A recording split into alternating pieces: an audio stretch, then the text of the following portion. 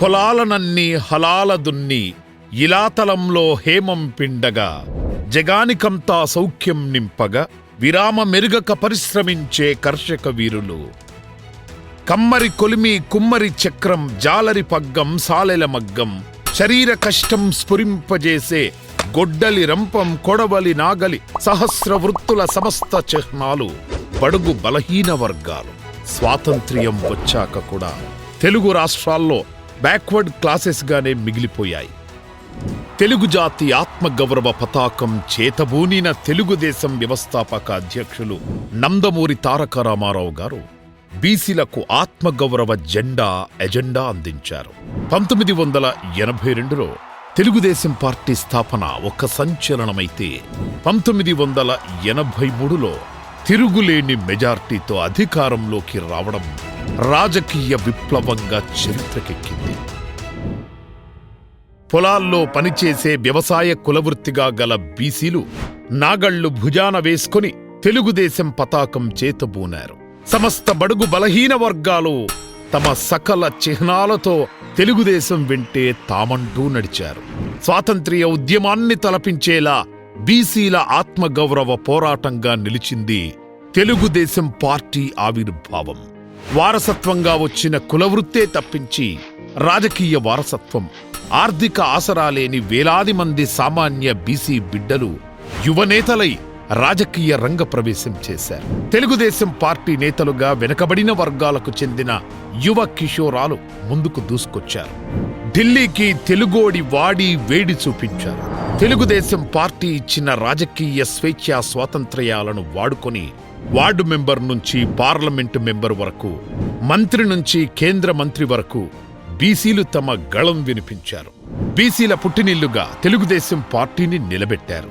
కేంద్ర మంత్రిగా దేశమంతా ఘనకీర్తి సాధించిన దివంగత కింజారపు ఎర్రనాయుడు బీసీ బిడ్డ. రాష్ట్ర మంత్రిగా, నేడు స్పీకర్గా చింతకాయల అయ్యన్న పాత్రుడు వెనకబడిన వర్గాల fire brand leader. TDP AP అధ్యక్షులుగా పనిచేసిన కిమిడి కళా వెంకట్రావు, కింజారపు అచ్చెన్నాయుడు, ప్రస్తుత అధ్యక్షులు పల్లా శ్రీనివాస్ యాదవులు బడుగు వర్గాల నేతలే. కేఈ కృష్ణమూర్తి, కాలువ శ్రీనివాసులు, యనమల రామకృష్ణుడు, కొల్లు రవీంద్ర వంటి యోధానుయోధులైన బీసీ రాజకీయ నేతలను అందించిన రాజకీయ విశ్వవిద్యాలయం తెలుగుదేశం పార్టీ. తెలుగు జాతి ఆత్మగౌరవ నినాదంతో అన్న నందమూరి తారక రామారావు గారు స్థాపించిన తెలుగుదేశం పార్టీ బడుగు బలహీన అణగారిన వర్గాలకు అండగా నిలిచింది. తెలుగువారి ఆత్మగౌరవానికి, తెలుగువారి ప్రతిభా విశేషాలకు ప్రత్యక్ష నిదర్శనంగా దర్పణం కావాలి. పార్టీ ఆవిర్భవించిన అనతి కాలంలోనే అధికారంలోకి వచ్చిన తొలి రాజకీయ పార్టీగా చరిత్ర సృష్టించిన తెలుగుదేశం ప్రభుత్వంలో మంత్రులుగా బీసీ యువకులు రాజ్యాధికారం దక్కించుకున్నారు. ఇదే ఒరవడిని కొనసాగించిన చంద్రబాబు గారి మంత్రివర్గంలో కూడా బీసీ నేతలని అందరమెక్కించారు. బీసీలను ఆదరించారు. స్వయం ఉపాధి చూపించారు. కులవృత్తుల వారిని ఆదుకున్నారు. కులవృత్తులను కుటీర పరిశ్రమలుగా తీర్చిదిద్దారు. కార్పొరేషన్లు ఏర్పాటు చేసి వెనుకబడిన తరగతుల ఔత్సాహికులను ముందడుగు వేసేలా చేయూతనందించింది తెలుగుదేశం పార్టీ. 2014-19 టీడీపీ హయాంలో 16 యూనివర్సిటీలుంటే 9 యూనివర్సిటీలకు వీసీలుగా బీసీ వర్గానికి చెందిన వారినే నియమించారు. దాదాపు 80 ప్రతిష్టాత్మక సంస్థలు, మరో 90 ప్రభుత్వ సలహాదారుల పోస్టుల్లో కేబినెట్ హోదా కలిగిన సంస్థలకు చైర్మన్లుగా బీసీలనే నియమించారు. 2019లో అధికారంలోకి వచ్చిన జగన్ రెడ్డి బీసీలంటే బ్యాక్వర్డ్ క్లాస్ కాదు, బ్యాక్ బోన్ క్లాస్ అంటూనే బ్యాక్ బోన్ విరిచేశాడు. కులం చూడం, మతం చూడం, ప్రాంతం చూడనంటూనే తన కులానికి తప్ప మరెవ్వరికీ న్యాయం చేయలేదు. కనీసం తాను పుట్టి పెరిగిన సొంత ప్రాంతం కడప ప్రజలకు తాగునీరు కూడా ఇవ్వని దుర్మార్గుడు జగన్ రెడ్డి. నామినేటెడ్ పదవుల్లో, పనుల్లో బీసీలకు రిజర్వేషన్ అని ప్రకటించి అన్ని చోట్ల బంధువులు, సొంత సామాజిక వర్గం వారితో నింపారు. రాష్ట్రంలోని యూనివర్సిటీల వైస్ ఛాన్సలర్లుగా 85%, యూనివర్సిటీ సెర్చ్ కమిటీల్లో 75%, సలహాదారుల్లో 80%, ప్రభుత్వ న్యాయవాదుల్లో 70% సొంత సామాజిక వర్గానికి చెందిన వారితో సీఎం జగన్ రెడ్డి నింపుకున్నారు. 2018-19లో బీసీ సంక్షేమానికి తెలుగుదేశం 16,226 కోట్లు కేటాయించింది. 11,000 కోట్లు ఖర్చు చేసింది. జగన్ రెడ్డి 2019-20లో 15,061 కోట్లు కేటాయించి అందులో 10,478 కోట్లను మళ్లించి బీసీలను దారుణంగా వంచాడు. 2020-21, 2021-22, 2022-23 బడ్జెట్లో బీసీలకు ఘనంగా కేటాయింపులు చేశామని ప్రకటించి ఆ నిధులన్నీ బీసీలకు అందకుండా మోసగించాడు.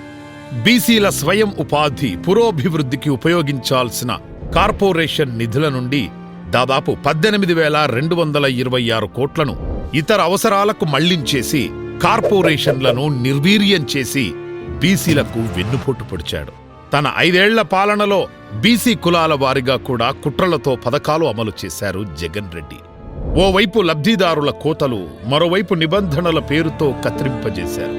5.5 లక్షల మంది నాయి బ్రాహ్మణులుంటే 38,000 మందికి, 15 లక్షల మంది రజకుల్లో 82,000 మందికి, 13 లక్షల మంది టైలర్లలో 1,00,000 మందికి మాత్రమే చేదోడు పథకాన్ని అందించి మిగిలిన వారిని వంచారు.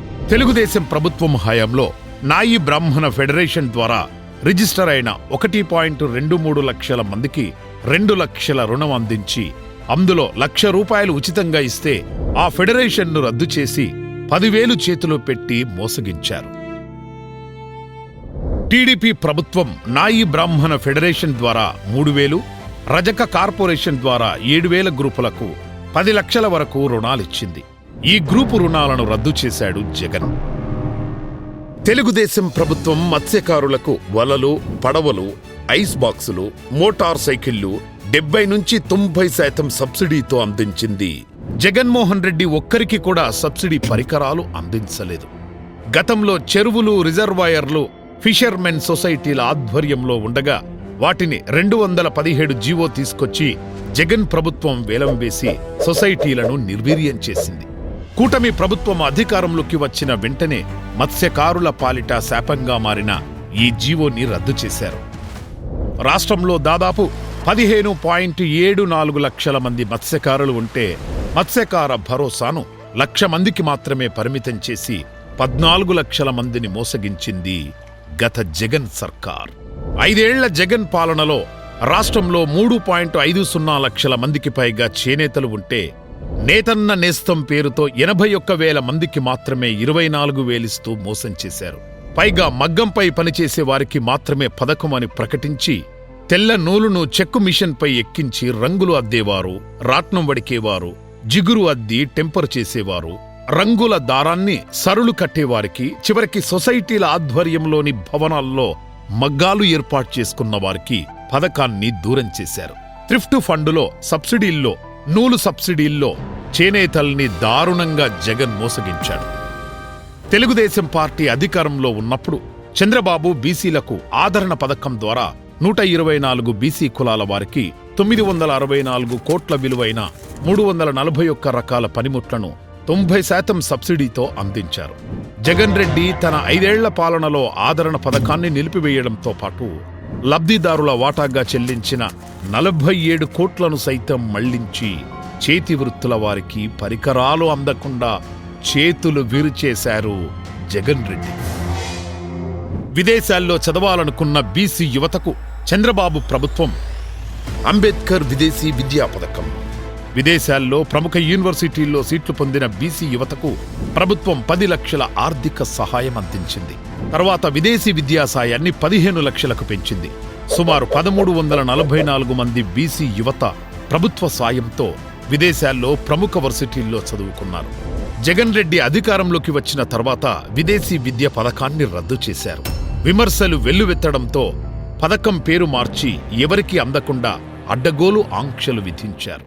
బీసీ విద్యార్థులు పోటీ పరీక్షలకు సిద్ధమయ్యేందుకు ఎన్టీఆర్ విద్యోన్నతి పథకం ద్వారా టీడీపీ ప్రభుత్వం 2019 వరకు శిక్షణ అందించింది. శిక్షణ సమయంలో హాస్టల్ ఖర్చులకు అవసరమైన ఆర్థిక సహాయం చేసింది. బెస్ట్ అవైలబుల్ స్కూళ్లు పేరిట బీసీల్లోని పేద విద్యార్థులకు కార్పొరేట్ పాఠశాలలో చదివించింది. జగన్ వచ్చి ఈ పథకాలను రద్దు చేశాడు. చంద్రబాబు గారి ఆధ్వర్యంలో కూటమి ప్రభుత్వం మళ్లీ రావడంతో బీసీలకు సివిల్స్ కోచింగ్ సెంటర్లు ఆరంభమయ్యాయి.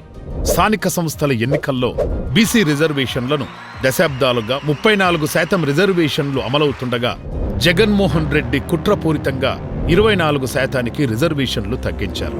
ఫలితంగా రాష్ట్ర వ్యాప్తంగా 16,700 మంది బీసీ నేతలు స్థానిక సంస్థల్లో రాజకీయ పదవులు రాకుండా అడ్డుపడ్డారు. తన 5 ఏళ్ల పాలనా కాలంలో ప్రజాస్వామ్యాన్ని పాతరేసి రాజ్యాంగాన్ని కాలరాసి టీడీపీ వెన్నుదన్నుగా నిలిచిన బీసీలను అన్ని విధాలుగా వంచాడు జగన్.